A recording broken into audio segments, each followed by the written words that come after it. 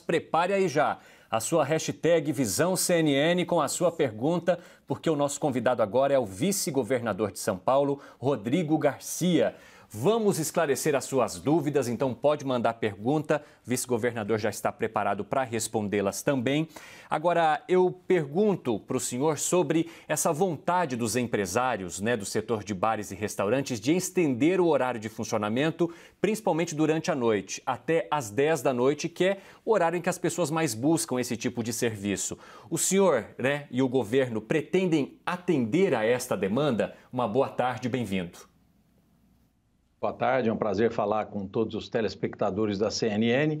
O que a CNN mostra agora é um bom exemplo aqui de um bar em São Paulo, de um restaurante, onde os protocolos sanitários foram cumpridos, onde a segurança sanitária está garantida para os clientes que frequentam esses bares. Hoje é o primeiro dia que o prefeito Bruno Covas, atendendo à liberação do decreto do governador João Dória, autoriza o funcionamento de bares e restaurantes. E é natural que nós devemos aguardar alguns dias para avaliar o funcionamento, para avaliar o comportamento das pessoas, os protocolos sanitários, para pensar num passo adiante. Lembrando que São Paulo criou o Plano São Paulo há 35 dias atrás, que foi um programa de abertura responsável do comércio, dos restaurantes em todo o estado de São Paulo. Cada região de São Paulo é classificada pela fase 1, fase 2, fase 3 ou fase 4. A capital de São Paulo e parte da região metropolitana, nós temos o sentimento que a epidemia perde muita força, portanto, elas estão já classificadas na fase 3, onde bares e restaurantes e também salões de beleza podem funcionar. Hoje, praticamente, é o primeiro dia, Então, com muito cuidado, o governador João Dória, através do nosso Centro de Contingência Médica, tem avaliado essas demandas. É natural que o empreendedor tenha a expectativa de ampliar o horário de funcionamento, é natural que o período noturno sempre trouxe muitos clientes a bares, a restaurantes. Naturalmente, tem restaurantes muito típicos da noite, como pizzarias, como restaurantes japoneses. Agora, o que nós temos que nos preocupar é com a saúde. E é através desses protocolos e de um diálogo permanente com o centro de contingência que a gente avalia os pedidos dos setores e atendem dentro da segurança que a saúde nos determina. Portanto, nós vamos avaliar todos os pedidos, entendemos essas demandas e essas críticas como natural, mas é importante a gente sempre lembrar que o Estado de São Paulo procura preservar vidas e analisa caso a caso aquilo que é possível no momento da epidemia em São Paulo e aquilo que vai ter que aguardar mais algumas semanas. Governador Luciana falando aqui, quero convidar mais uma vez o nosso telespectador para participar através da hashtag VisãoCNN. Já temos várias perguntas, vou fazer já. Antes eu queria fazer uma pergunta sobre as cenas que nós vimos na semana passada no Rio de Janeiro. E aí eu pergunto para o senhor, os senhores estão preparados para cenas como essas?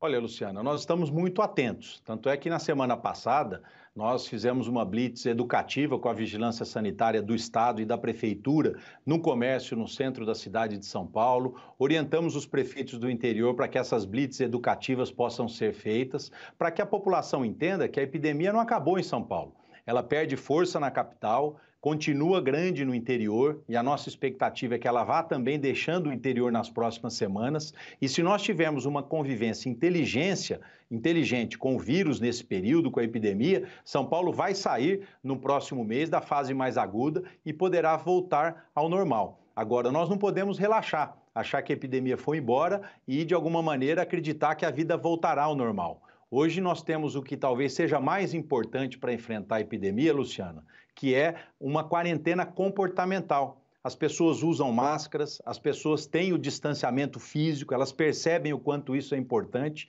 e é essa quarentena comportamental muito mais eficiente do que um decreto do governador ou do prefeito. Então a gente conta com o bom senso da população de São Paulo, no sentido de que as coisas possam voltar devagar ao normal, mas que a gente tem que ter muito cuidado para que a epidemia não tenha um rebote aqui na cidade de São Paulo, no interior, que faça com que a gente tenha que retroceder. Até agora, o governo de São Paulo acertou na tendência da epidemia. O governador Dória disse há 30 dias atrás que a epidemia deixaria a grande São Paulo e caminharia para o interior. é isso que nós estamos vendo. Nós acertamos no cenário da epidemia, mostramos que ela continua crescendo, mas em menor velocidade do que crescia no mês passado, e também conseguimos aquilo que é mais importante no Plano São Paulo, que é o conhecimento da sociedade, da participação que cada pessoa tem no enfrentamento à pandemia. E esse distanciamento social, o uso de máscaras, ele é fundamental para que a gente consiga conviver com a epidemia nos próximos 2, 3, 4 meses, aonde ela deve perdurar ainda em São Paulo. Não com a intensidade de hoje, mas nós temos que tomar todo o cuidado com esse vírus. Vice-governador, tem muitas perguntas chegando aqui pelo nosso Twitter e eu vou fazer uma da Thalita Duda. Ela quer saber como vai ser a fiscalização nestes locais para que os funcionários também não sejam expostos a perigo, né? E aí tem muito a ver também com o que o senhor estava dizendo, de se evitar as aglomerações, mas como que vocês pretendem fiscalizar isso? Olha, Evandro, nós temos, através das vigilâncias sanitárias estadual e municipal, o poder de polícia para acompanhar os estabelecimentos, para avaliar se eles não estão cumprindo algum dos protocolos com o usuário, com o cliente ou com o seu próprio funcionário. Cada segmento criou um protocolo de vigilância sanitária com o Estado e com a Prefeitura de São Paulo, aqui no caso da cidade. No interior também isso é comum, onde ele se compromete com o cuidado da saúde do cliente e dos seus funcionários, como testes, como o álcool em gel, o uso de máscaras. Então, tudo isso vai estar sendo acompanhado pela vigilância sanitária e também, eu acredito, Evandro, pela população. Hoje, qualquer pessoa não precisa ser especialista para saber se está ocorrendo um abuso em relação a uma aglomeração ou em relação a um contato social, Então, a gente pede e apela para o bom senso da população. São Paulo é o primeiro dia que abre bares e restaurantes, que abre salões de beleza, que também podem voltar a funcionar parcialmente as academias de ginástica. E o que a gente precisa é muito bom senso. A gente não quer repetir em São Paulo aquelas cenas que, como a Luciana comentou, na semana passada ocorreram no Rio de Janeiro. Não é certo que isso aconteça, porque nós estamos colocando em risco a vida das pessoas. Então, eu tenho convicção que a população será bastante parceira e terá um papel fundamental na convivência com a epidemia nas próximas semanas. Governador, as pessoas querem muito saber aqui sobre restaurantes. É o caso do Edivan Teixeira, que pergunta se o fato dos restaurantes abrirem poucas horas faz aumentar a aglomeração, se isso não é pior. E o César Castro quer saber sobre o uso de talher descartável para reduzir a contaminação pelo coronavírus.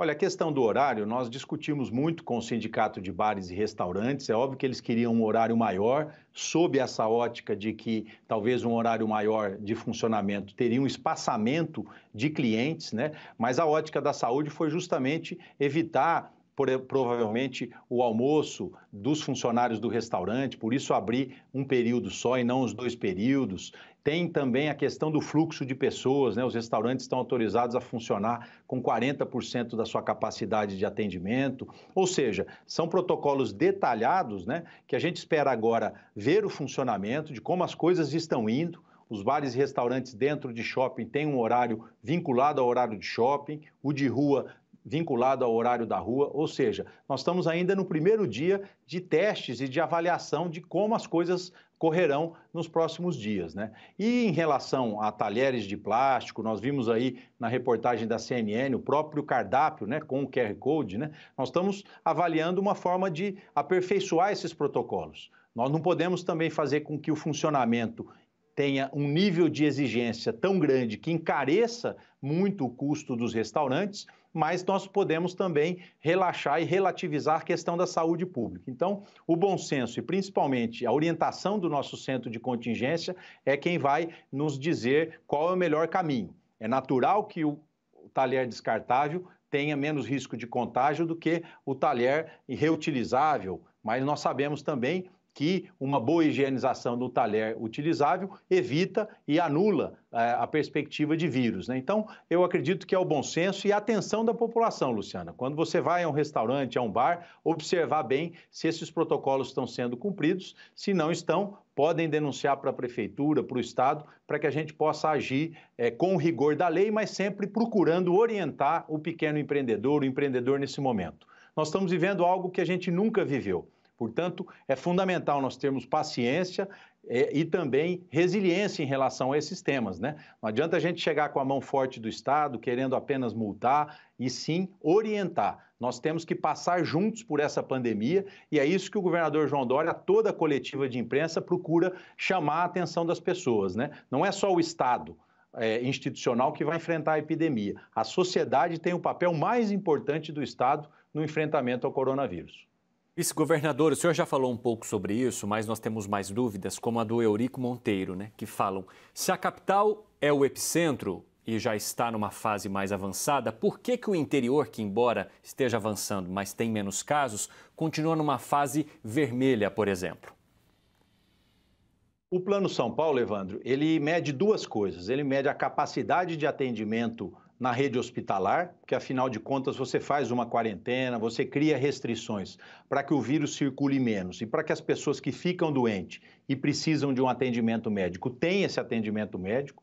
E São Paulo, desde o primeiro dia da pandemia, nós somos um estado que atendemos a todos que precisam, né? E vai continuar assim. Nós vimos sistemas de saúde colapsando em todo o Brasil. Aqui em São Paulo isso não aconteceu e não vai acontecer, porque nós estamos, ao mesmo tempo, achatando a curva e aumentando o nosso sistema de saúde. Nós dobramos o número de UTIs no sistema de saúde de São Paulo. Eram 3.500, hoje são 7.000. E foi graças a esse esforço que ninguém ficou sem atendimento no UTI em São Paulo, né?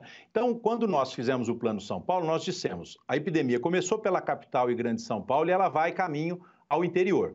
E na Grande São Paulo nós estamos tendo queda de internação, queda do número de casos, e no interior nós estamos tendo crescimento de internação e crescimento do número de casos.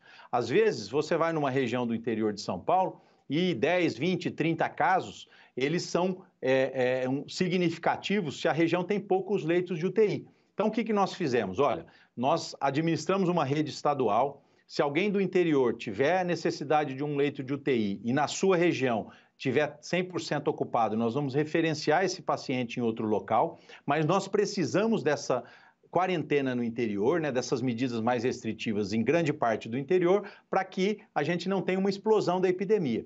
Então, esse cenário já foi previsto no Plano São Paulo e nós pretendemos ou imaginamos que nas próximas 3 ou 4 semanas também o interior deixará de estar na fase 1, que é a fase mais restritiva, né? E passará já para a fase 2, fase 3, onde de maneira muito clara nós vamos ver a epidemia indo embora do nosso estado de São Paulo. Então, é uma cautela, é uma atenção. Vocês acompanham, porque faz reportagem no Brasil inteiro, vários estados que abriram suas economias e depois tiveram que voltar atrás. São Paulo, nós não cometeremos esse erro. Nós queremos, junto com a população, enxergarmos o momento da epidemia, pactuar com ela o que cada um deve fazer e seguir num caminho sem volta, onde a gente consiga efetivamente vencer a epidemia do coronavírus. Infelizmente, com muitas mortes, com muitos doentes, mas com o menor dano à saúde possível de quem vive aqui em São Paulo, Evandro. Tá certo, então. Muito obrigada ao vice-governador Rodrigo Garcia por estar aqui com a gente na CNN nessa tarde. Muito obrigada. Obrigado, Luciana. Boa tarde a todos.